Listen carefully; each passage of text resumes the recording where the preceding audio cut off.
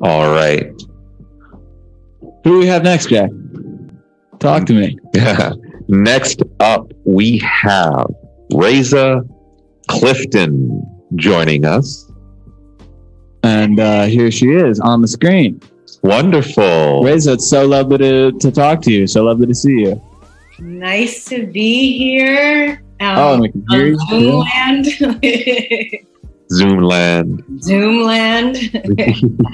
If we can make it sound fancier, right? Like, isn't that the theme of this month? Yeah, you're kind of floating in a spaceless, ethereal void on our screen right here. You know, it's a powerful place to be. People floating. So, tell us, Reza, how did you start writing? Oh gosh. I wasn't expecting that question at all. I think like one person who I know is so influential in my life is my grandmother, my maternal grandmother. Uh-huh. And she was a school teacher. And she taught like kindergarten, first grade type of grade level, very young. And she taught me how to do cursive. And for sure, like growing up, I was a kid with like journals that I wrote in, and certainly cursive like was one of the styles in which I wrote. Mm-hmm. So I don't really know. Like it feels, I say with both the uncertainty that can only be matched by certainty, that it was maybe at 7 that I was like, I'm gonna be a writer. And I don't know why I know that, but I just remember that age for some reason. Like it just lines up. 7 years old. A calling of the soul then, at a young age, maybe. Yeah. I mean, I remember having different phases, thinking I might be a singer, that I might be a dancer. Like I definitely was always into the arts and performance in some aspect or another. I also was an athlete in high school growing up, which I think is always kind of interesting because like I'm sort of associated with the arts and like I don't mind being associated with the nerdy arm of arts because I was also like in school band. Right. But yeah, so I think I've never felt like pursuing life as a writer meant I could not do other things. And in fact, in college, I remember, because I knew since 7, I wanted to be a writer. Mm-hmm. So in college, like, it was kind of like very easy. Like, no, I don't want to do an English major or something with writing. Like, I know how to do that. I want to keep learning about stuff to write about. Yeah. That's a good point. Yeah. And I don't regret that at all. I think one piece apparently I missed was like networking related to writing. And I think that that's kind of one of the inspirations behind like activities like what I do during National Poetry Month. Mm-hmm. You know, probably since you've known me, Jay, like I'm always just like, you know, let's set up a stage for some weirdos and like, let's like split. Like, let's just go and like have our space and have our stage and like be sort of our true selves. Yes. And, yeah. I never needed like a prescribed network to do that. I either had a network or built the network on the way there. Yeah. You're very good at building networks. But I do see how some established writers, like who got a lot of their start, like in college, they have like a network, you know. And I don't know if I'm being like, you know, like, oh, the grass is always greener. The network's always bigger. But yeah, so Anyway, but like rather than live in some sort of regret, I'm just like, let's do this. Who's so the pandemic must have hit you extra hard then. Well, I think so funny enough, I spent a lot of time dancing during the pandemic, right? Mm-hmm. And sort of like accidentally creating this like new space that was sort of like central, like my dancing was central to it. But really it was kind of like, what do you do during a pandemic? Yeah.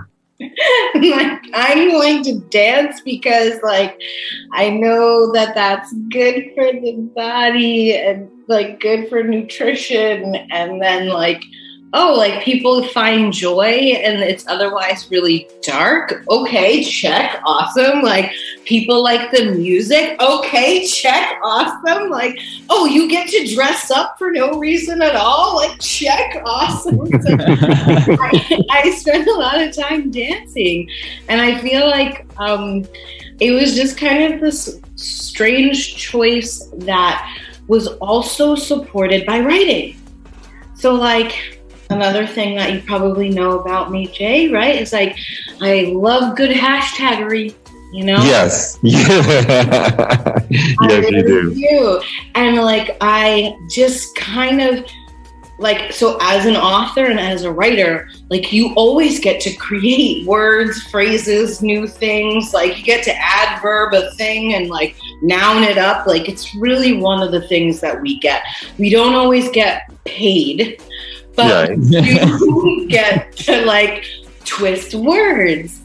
And so like, all right, this is a regular thing. Like like my mental health really stayed afloat, right? As per doctors, like, you know, report outs too. Like it really stayed afloat with the dancing. And so like that's happening. And I'm like, oh, well, what if you write something with some sort of meaning or intentionality every time? Because the one thing that people might not realize is that I'm not like so interested in the cultural norm that says I'm not worth anything without my body on full display. I generally kind of reject that pigeonholing of women. So I was kind of having a little bit of a hard time with like all right, you know, people are getting into it and like, I really love the joy, but like, there's also like my butt shaking a lot and like the way that I dance is sensual. And like, I know people are liking that. How do I balance all of it out with like my politics and my other passions? So I started making sure I wrote with intentionality to accompany every single set of dance videos. And I created the hashtag dance as discourse. Dance as discourse. Mm-hmm. Nice. Yeah. So it's still kind of like part of the hashtaggery that comes with the dance videos, because it is also still at the end of a stripped down day, like my exercise routine. And I don't always, you know, post with these mind-blowing things. But the idea of it is like have a discussion about music, mental health, self-care, body images, race, music, you know, etc. Etc. Mm-hmm. Mm-hmm. All right. Now, tell me about the project you're working on right now. Yeah, so it's April 12th, day 12. It's April 12th of National Poetry Month. And for the last few years, I just try to kind of do my own version of 30-30 or the 30 poems in 30 days activity. Mm-hmm. It's also kind of like, I guess some other people do too. And like, thank goodness, like it's almost like a whole month of like festival and holiday for me. And so I definitely 1, maybe 2 years successfully myself wrote like a poem a day. what I've done in almost every year is I create prompts that I share like everybody else. Like I'm not kind of this like big fancy, poetry magazine. I'm sorry, I don't have like, a Nobel yet. Yeah. Yet. Yeah, I'm putting it out there. Manifesting. I don't have that yet. I'm kind of just like that lady that'll be like, let's just do a thing. Yeah. So what I do every year is I make sure that I post a prompt daily for people who are part of my community through the 3 a.m. is the new Black sites, which is like at 3 a.m. Black or hashtag 3 a.m. Black or hashtag 3 a.m. Black poetry.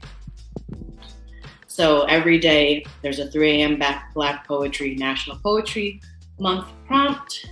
I get to design that prompt with a photo from my own digital art archives mixed with whatever I'm feeling. And what it kind of does for me is it gives me this like total adventure through words that are just like in my subconsciousness. Like, what are you doing in there? Like, I guess you're part of a prompt. And that's like just exciting, to know that like that many words live in you is like exciting enough for me almost to do that and have that experience every day instead of a poem. Yeah. What I will try to do though, just, to have like integrity behind it, because why not like have integrity behind things sometimes? It's like, I will try to write based upon the 30 poems. I'll give myself more time. What also I've been doing, because this is like related to this, is I've been working on this trilogy, right? So this science fiction trilogy, like, because why not? Why not? Why not? So the first one's been done for a few years. And the second one, I had started it. It's like very like, woo! And so it was like started and then it sat. And so for some reason last year, like I was like, you know what you ought to do? You ought to finish this thing through poems, through those poetry prompts you did. Like, I don't know. I became country, like from Tennessee, and also like spoke to myself in that Tennessee accent and told myself to write and finish the story through poetry. So I did. And like, I'm literally on the last piece from last year's poetry prompt, which, because of my process being both rigid and creative, it has to end. So it's very exciting because, like, not only does it represent, like, all right, 2 of 3 done, but it also means I can start writing to the prompts that I myself have been posting. Got like these amazing other poets who are participating this year. They're just like completely outdoing me, like completely. Oh no! Yeah, like Sarah Beth Poetry. That's her on Instagram too. Like that woman is hot fire and like delivers nearly daily, and is just like, you sort of get to the end and you're like, like every time. Really? Sarah Beth Poetry. Yes. Yep. My close friend Rohan Williams, like a lot of folks know him as a very multi-dimensional guy, like very spiritual and faith-oriented, works on houses.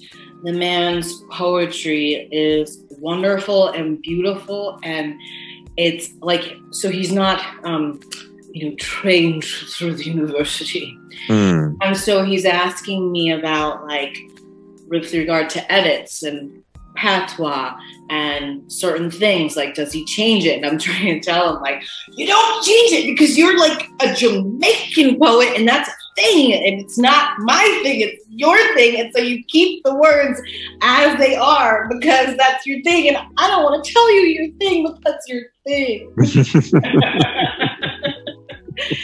So it's cool. I have like this relative who lives across the country who, like, generationally speaking, is 1.5 sort of generations older than me. All right. She's participating with me in this month, in this year's activity. So it's just, I'm also a teacher. Yes, I was going to get to that too. Yes. Yeah. So this is really very much like that. Like, I will find my way to write. That's always been what I've done. And so to share space and support just emerging talents or curious talents, to be that tough love, like, why aren't you writing? Why aren't you writing? I'm just looking for that writing. Where's the writing? Where's the writing? Sounds like I need somebody like you to be teaching me. I'm always here. I'm just sorry that in this year, because teaching has really taken over my life too, in ways that, when you and I used to be able to hit the streets and the stages together. Yeah. I had so much time for so many different things. And we age, and life gets complicated, but it's weird for me anyway. It is weird to have found a job that consumes so much of my time and be like, all right, I guess. Yeah. I really kind of like this. I guess. Fine. So yeah, it's a different world for sure, but it is nice to have adult students and everything I say right now. It might be because I'm tired. It just sounds so dumb, but no. Students that I do. I love having adult students and adults that I can mentor to, not just kids. Excellent. Now, you have a piece to share with us? Yeah. I feel really lucky. I'm going to say that this is my piece, but I'm representing, I feel like I have a gang this month. So I'm also representing our Facebook chat, because I wasn't going to make something separate. It's called 3 a.m. Black Poetry Month. So I'm going to share a piece, and it's one that I've written. But I will say that it also represents the 3 a.m. Black Poetry Gang. So this is called Daybreak Isn't Broken. If it's breaking, you should fix it. If it's broken, you should have fixed it. I am not broken. I can be fixed. Don't believe me? Look at the sun. Every morning the day breaks, but we never say it's broken. If it's breaking, you should fix it. I am not broken. I am the sun. Wow. Yes. Yeah. That is beautiful. That is beautiful. I love the water and I love the sun. I'm sort of Rhode Island baby in that way. Yeah. So any island baby in that way. And so it's funny, you will often find one reference or another in my work. But this is that piece, and this sort of little collection that I'm reading from right now. I presented these pieces recently with Mixed Magic Theater in one of their On the Rise programs. Nice. So it was really cool too to kind of have I respect iPhone videos, I do, but it was nice to have a professional video being taken, and the crew that was part of that particular, it was a Women's History Month one. Yeah. It was so powerful. I feel so lucky to have been placed amidst that group of ladies. So awesome. And shouts out to Mixed Magic Theater. Yeah. We had Ricardo on our first week, which was a really, really stellar interview. Yeah. Oh my gosh. So tell us all about where we can find your work. Sure. So primarily 3 a.m. is the New Black is a space that I'm publishing my poetry myself. And I just slightly make that distinction because I am trying to cross into that space where I am also writing enough pieces that are not seen, that are not performed, that I can enter into contests and that I can vie for like collections and anthologies and stuff like that. So at 3 a.m. Black is my Instagram, the Twitter, and the Facebook page at 3 a.m. Black. At 3 a.m. Black. Yes. Yep. Those are the best places. I have a sort of a blog where I also have some of the poems, but honestly, I publish those right through and share those through the 3 a.m. Social media sites, and the social media sites will give you the website, which is, it's too long, it's tacky. It'd be tacky to say on air. We're not well, that's what we've been encouraging everyone to do, but we'll let you make the call on that one.